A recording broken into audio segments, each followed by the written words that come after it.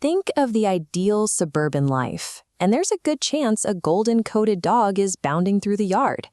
They are the default choice for a gentle family pet, but they also dominate highly demanding jobs. We rely on them to guide the blind and provide deep empathetic support in crisis centers. This reputation for reliability has existed for decades. They have been trusted to navigate busy city streets, making life or death decisions as dedicated service animals. Today, that specialized emotional intelligence makes them fixtures in sensitive medical environments, sitting patiently alongside vulnerable patients. Because we see them succeeding everywhere, new owners often make a dangerous assumption.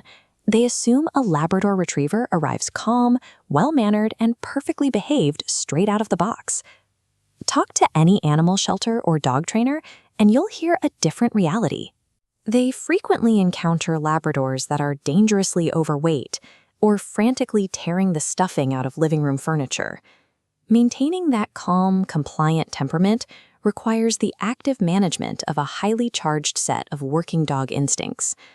When unprepared owners treat them like low-energy lapdogs, they are denying the dog's biology. Without an outlet, their greatest evolutionary strengths twist into behavioral nightmares. To understand those instincts, look at their origins in Newfoundland, Canada. These were rugged, blue-collar working dogs. In the 19th century, their primary job was swimming out into freezing, rough Atlantic waters to assist fishermen in hauling heavy, wet fishing nets back to the rocky shore.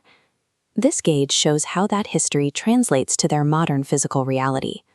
Compared to the baseline energy of a standard house pet, a Labrador has a massive 4 out of 4-star energy capacity, demanding 1 to 2 hours of rigorous daily exercise like swimming or fetching. If a modern Labrador is denied that mandatory physical release, centuries of stored working energy have to go somewhere. It usually surfaces as restless, anxious, or destructive behavior inside the home.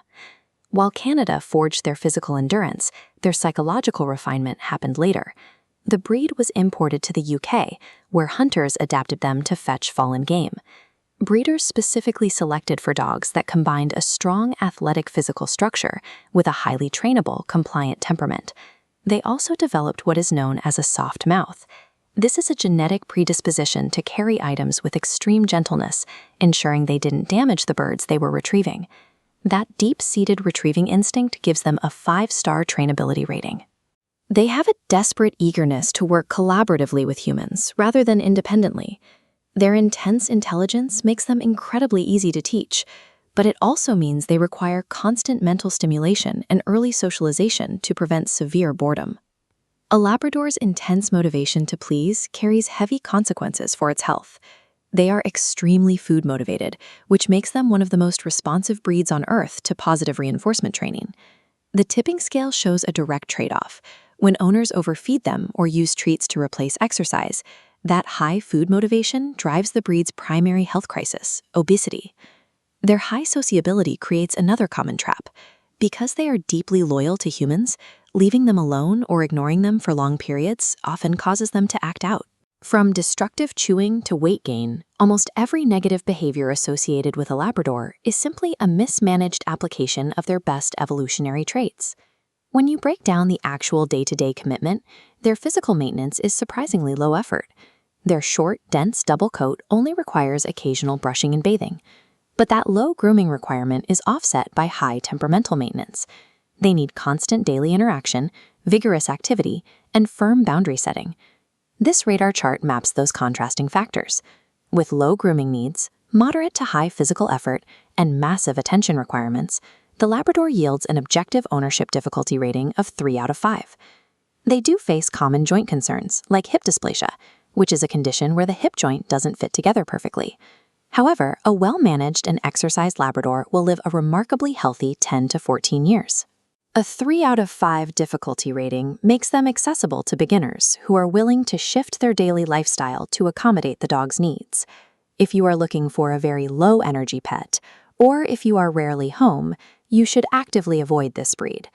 The ideal owners are active households, families with children, and first-time dog owners who are willing to enforce early, consistent positive training. The calm, idyllic family dog that you see on screen takes many long hours of daily, active commitment to create. The Labrador Retriever earns its title as the world's most popular dog through its unique eagerness to learn, adapt, and work for a dedicated owner.